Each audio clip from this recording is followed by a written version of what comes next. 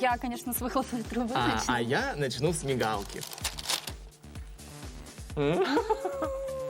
Моя выхлопная труба просто превосходна.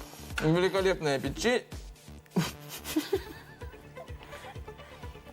Что? Моя мигалка тоже. Что?